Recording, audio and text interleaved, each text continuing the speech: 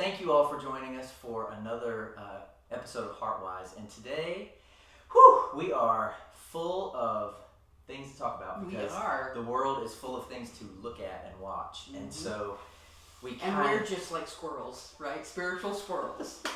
Yes, exactly. So one of the first things that we, right off the bat, started talking about this morning was something that a thought that just kind of dropped in earlier today, and that is we're watching the election saga unfold in our country. We're watching how close this race is, and we're watching the polarity, and we're watching the differences of views and the fight. More than anything, we're watching the fight unfold. And something that came up for me was that what I'm watching is Democrats and Republicans simply living out their belief in different lies. Because ultimately, without unity, there has to be a lie. And I don't mean unity theology or unity.com. What I mean is, without the energy of unity, without our country being united, then there has to be lies in the woodpile somewhere. And I feel like it only makes sense to believe that if one side is believing lies, then the other side has to be believing lies as well. So let me ask you a question. Yeah. Something just came to me. Yeah. There's an old story about I'm trying to grab it from way back in the recesses of my mind about like 4 different blind men encountering an elephant, and one of them grabs the trunk. They naked? They're not naked. No, they're not naked. The elephant is naked, however. So one of them grabs the trunk and he's like, "Oh, this is a snake, right? Like creature." Another grabs the leg and says, "Oh, this is a tree-like creature." So another one grabs the tail, and so in other words, their encounter of it through their understanding brings them to a different. And which one of them is telling a lie? None of them. They're all speaking their truth. And they're all right. Yeah. So that would be, so I agree with you, and what I'm also going to say is it always a lie? Is there always a lie present if 2 people have 2 different beliefs? What just came up for me that I can't say as a fact is that if there's a fight, there's a lie. If there's a civil discourse, then you could be entertaining a difference of perception, right? Right. So it's all about the energy of what's going on. Right. So I think that the lies are what ignite us to want to fight and to demonize the other side, the lies.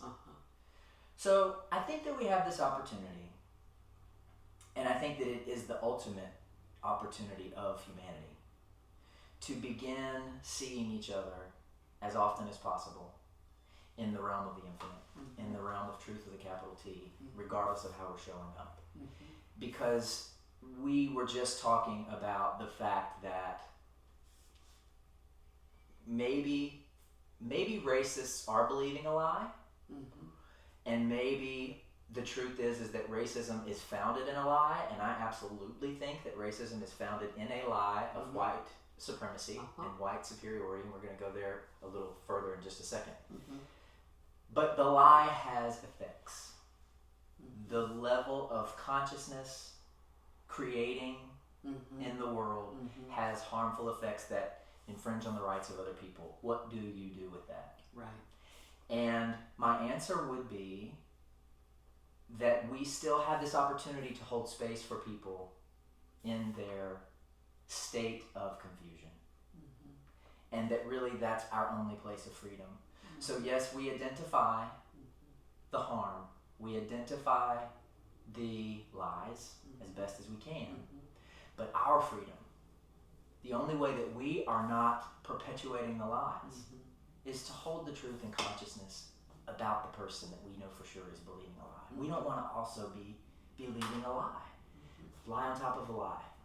I think it's the power of Ibram Kendi's work that he has separated racism from the person and placed it on the action, the behavior, No the question. thought. No question. And I totally, I can see that completely, but it's challenging.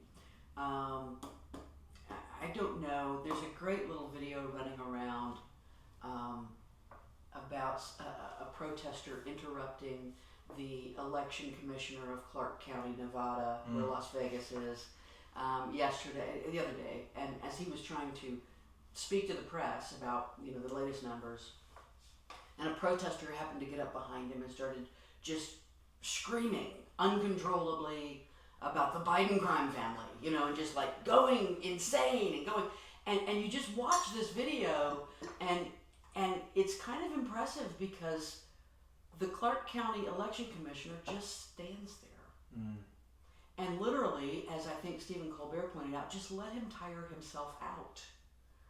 And then turned back to the press and said, now where were we? And it was such a beautiful example of not giving that behavior any energy, not demonizing that guy, not doing anything, just letting him be in whatever understanding he's in right there. Yep. And then when he tires himself out, let's get back to the work at hand. Yep. Two opportunities I see there, and I know there are infinite numbers. One is, there's an accountability for us as a community to ensure that people who take action in their rage are not able to infringe upon the rights of other people and cause harm. Right. And that's real. That's I real. think we have a responsibility to do that and to ensure that. And my thoughts immediately go to, I wonder what the person, was it the commissioner that you said? Was it? Yeah. Wonder what he was thinking to himself about that person as they were ranting and they were raving. Because I think it's Abraham Hicks that teaches, if we place an expectation upon somebody for a certain behavior, then it literally creates a wall that they have to climb over in order to behave differently. Have you ever heard that? No, I haven't. Energetically speaking, if we have an expectation of a person's behavior that it doesn't support the outcome that we want to experience, instead, let me say this, if we have an expectation of somebody's negative behavior, then it doesn't support the actual outcome we would choose to experience from them. Right. So there's more power for us as we watch somebody in their moment of rage or confusion or whatever, to hold an expectation that they are going to see themselves differently now. Right.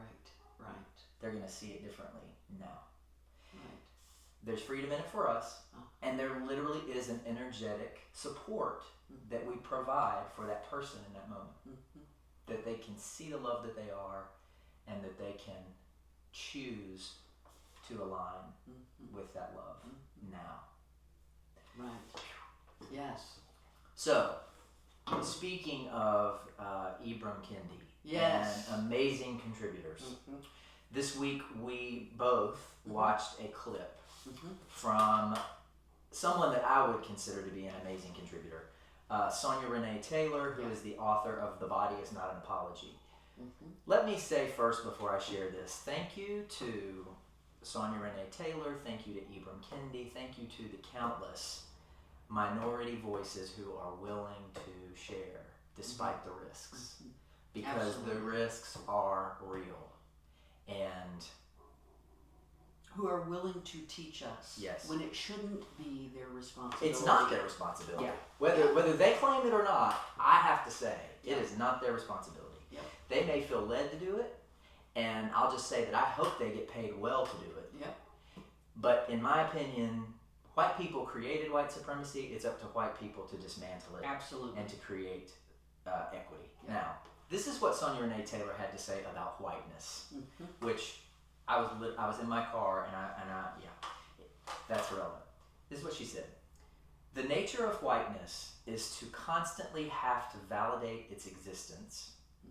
And the only way to validate its existence is through the power of superiority. And without the illusion of superiority, that literally it creates Without the illusion of superiority, then, literally, it creates the kind of existential crisis that says, do I actually exist?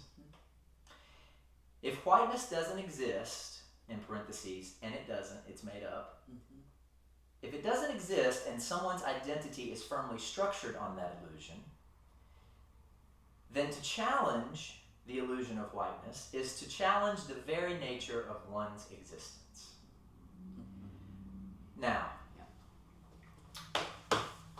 let's unpack that a little bit. One thing that I want to say before we hear because I can see it in your eyes, is that even though she said that whiteness doesn't exist, the effects of whiteness absolutely exist. Whiteness of itself is an illusion.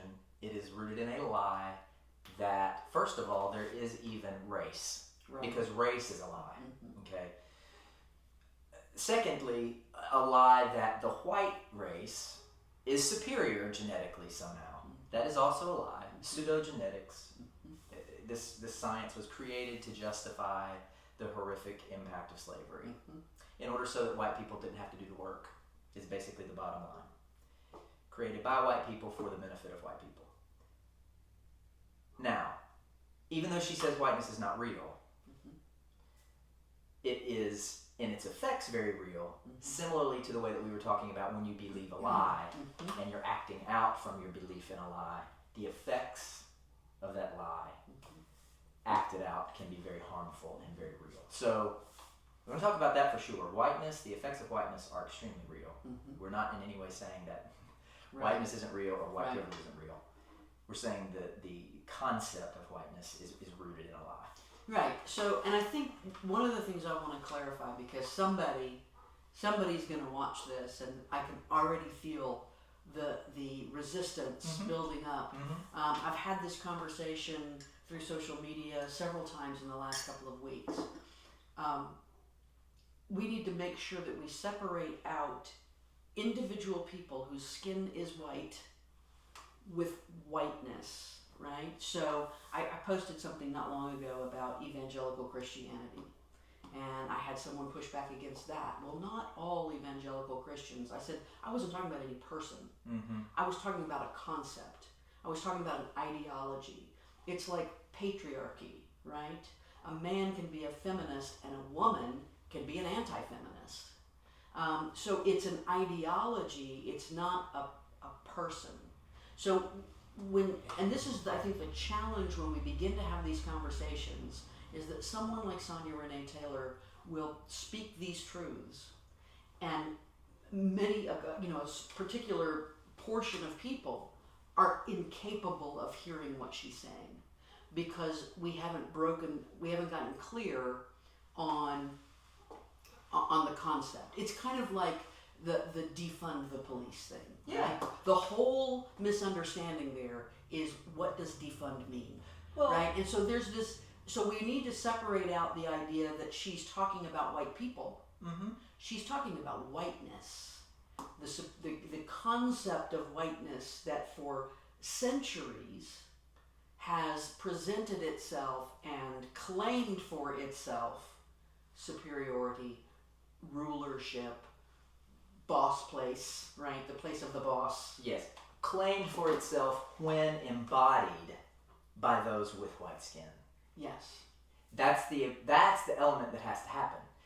White people have to first embody whiteness, either whether it's a conscious or subconscious embodiment, in order for whiteness and the effects of whiteness to make it out into the world and for its effects to be realized. So, go ahead. Well, I'm just going to say, because something just like dinged into my head, it kind of connects now to the earlier conversation you had about Democrats and Republicans. Democrat and Republican are just ideas. They're just ideas. And so when we separate people, when we want to batch people based upon that label, it's the same way as batching people based upon race, batching people based upon religion, and stopping to see that individual humanity. So batching people then based on different lies. Yes. That's basically what I see, is that when we become batched, It is the result of lies. It is the result of our disconnection and our loss of remembrance and embodiment of the truth, which is there's only one of us here. Right. That's not in this conversation that I see on CNN anywhere. Right. I never see on CNN or Fox News and I watch both, just saying. I never see the subject of oneness. And I think that is our opportunity. That is the ultimate reason we even have this discussion in the first place, is to try to pull ourselves and those who are willing back into the truth, because the lie is constantly pulling at us in the world, from the world, as the result of our projection. Well, and at the risk of getting political, which, I don't know how you... There are some who would argue that everything is political, others who would argue that nothing is... whatever. But I did watch the speech last night that Joe Biden gave. He's not yet the president-elect, although it looks like it's going that way. But he did give a speech. Did you watch the speech last night? It was beautiful. And some of the things that were really beautiful about it, regardless of who you voted for, this is the message I think we need as a country right now. He didn't even make mention of a political opponent or another side. And I'm going to botch this, I know, but he basically said the purpose of our politics is not to keep us in perpetual war. The purpose of our politics is to solve problems that help people improve their lives. It's the purpose of my spirituality, I can say that. Exactly. I don't want to be an eternal perpetual war. Perpetual war, exactly. Right? And I'm not sure, I can't remember who said it, but one of the great thinkers did say, the only war is war within. There is only one war. There is only one war, absolutely. So I appreciated how he addressed that. I appreciated how he has attempted, in that speech to reach out to folks. He's continually giving the message that we are the United States, there's one country.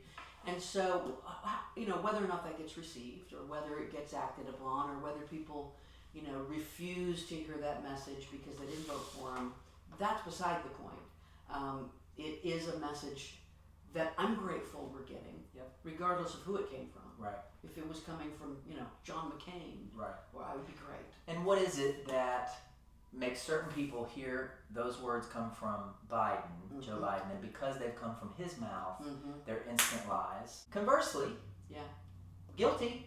I've heard things come from the mouth of other candidates, other officials, and I've instantly thought it was lies as well, simply because of who was speaking it. So again, this. Well, putting a little plug in for the humanities, which is where I teach, is that education that hopefully we're, that's why we designed a liberal arts education. I'm not going to get into that discussion, but it doesn't mean liberal. It's what it's called, the liberal arts, and is that we teach critical thinking. The whole idea, because humans need that. We do have a tendency to kind of just find our Messiah. And step into line, right? And now I don't have to think anymore, because I've decided that you're the one who has the answers, and all I have to do now is follow you. Instead of being willing to look at your Messiah and say, I'm not sure I agree, and to look at your Satan and say, there might be some truth there, right? And so that takes a lot of chutzpah. Yeah. Totally. I want to circle back to this concept of whiteness really quickly. Let's do. For two reasons. Okay. I think that it's past time that white people in white spaces discuss whiteness. Having said that, I hope that there are people of color who see this and challenge us. Yes. As you feel led, obviously no obligation. However, your challenge is more than welcome and appreciated. But what I feel in my depth is that if white people don't start doing it, even if we're doing it wrong, talking about it in white spaces, then the healing that people of color deserve to have space for can't happen. Right. And we, as white people, can't get about the business on our own of dismantling this if we can't even have the conversation by ourselves. So we got to learn to have the conversation by ourselves. So having said that, black friend of mine yesterday was sharing with me about their experience of other black people when they see certain things, certain behaviors. They were saying that it disappoints them when they see a black man busting a sag, for example. You know Busting a what? Busting a sag, meaning pants down in the back, underwear sticking out, okay? Yeah. Busting a sag. Busting a sag, okay? I had not heard that phrase before. Well, okay. You know. I learn something new every day. And I probably woefully messed that up. And again, I'm here to be wrong. That's what I'm here to be wrong. Oh my God, so that's the title of my memoir. I'm here to be wrong. So, the other thing was they made mention of driving into a certain parking lot of a Walmart in a certain part of town, and it always smelled like marijuana. And that for them, those two things were discouragements because they felt like it was bad reflection on their people, meaning black people. Now, my question was, is that true? I mean, maybe it's true for him, and I respect that truth. I respect his opinion and his space, of course. And for me, I was thinking, okay, is that true, or is that the result of whiteness dictating what is valuable and what is appropriate and what is right? Right. Exactly. So an effect of whiteness is that perhaps our culture does not tend to what? Maybe our culture, white culture did not create the SAG. Therefore, we as a collective tend to have disdain for the SAG. Well, the truth is that white culture created the standard. And because it was felt superior and at times had the hand of power, most of the time, through most of at least the last 400 years, has had the hand of power, it created the standard. And anything outside the standard then is not acceptable. Is devalued. Yeah, it's devalued, exactly. Yeah. So I think it's really important for us to share in white space these examples of how whiteness shows up and how the effects play out. Because here you have a black man potentially feeling some kind of way about his black brother who is busting a sag. When is that really appropriate? Is that really needed? Does he need to feel some kind of way about that? Like, to me, there's some shame in that. There's some internal shame in that. Right. That is the result of whiteness that is not necessary. So, do you think... And is unfortunate. Do you think that your friend feels like every example of that adds to the obstacle he has to overcome to present as professional? Yes. Yes. Yeah. And at the same time, I think that in and of itself is wrong, and our opportunity as white people to see. Well, it's evidence of racist thinking. Exactly. Because our society has set up the idea that if one of your group acts a certain way, then I'm going to tag everybody in the group with that behavior, and you're going to have to overcome it and prove yourself to me. Yep. It's the guilty until proven innocent, idea of social norms and acceptance. And yeah, that's whiteness. And it's created an illusion that, that we're... that there is such a thing as superiority. Yeah. A brilliant Nashvilleian, Cecilia Alusula Tribble, was the one, I think, who pointed out to me that whiteness is the water that we drink every day, that we use to brush our teeth, that is all around us in the in the world. And so therefore... So I'm going to start taking notes. Keep going. And therefore, white people don't see whiteness. Right. We're like the fish in the water. It's trying to explain the water to us, yeah. Exactly. It's just the air we breathe. Right. Yeah. And so we have got to start pointing it out to each other and helping each other see it so that we can change it. Yeah. Absolutely. We got to see it first. Yeah. And I fully understand that why people can't see it, because I grew up in a very insulated white bubble as well. So let me just say that for sure. I fully understand why people can't see it. I cannot remain silent about what I have seen. any longer. So many of us grew up in that, what I used to call subtle racism. Now I just call it racism. But that very subtle, I mean, I grew up in a household where, absolutely they would have been appalled if you thought they were racist. And yet, I certainly can look back on certain ideas and behaviors and down through time. It's like, I was raised in that bubble. I was raised in that soup, in the water. So was I. Yeah. So was I. And we're on our way to changing it. These conversations are evidence that it is changing. It's not changing fast enough. Well, and that reminds me of what I was going to tell you earlier about President Obama. I was watching, I don't even know the name of the show. I think it's on ESPN or HBO Max or something like that. But LeBron James and Maverick Carter have a show where they're kind of set up in a little barbershop having conversations, and their guest was President Obama. And it was great to watch them just casually have a conversation and they started talking about issues of race and the protest about George Floyd's murder, and I was pleased to hear President Obama call it that, and talk about how we do the work of social justice, how we do the work. And LeBron James said something to the effect of, when are we gonna get to the top of the mountain? When are we gonna? And President Obama essentially said, we're not. You win one little piece of land, you win one heart over, you have one lawsuit, you have one whatever, and then you gear up and go again. Because it's a persistence, it's an ongoing, and that's what I think we have a tendency to think. That's one of the illusions of our politics. It's one of the illusions of our human experience, is that if we can just push hard enough, our side will win, and then everything will be fine. And that dynamic aspect of human life is probably always going to be around while we're in the human experience. And please leave your comments.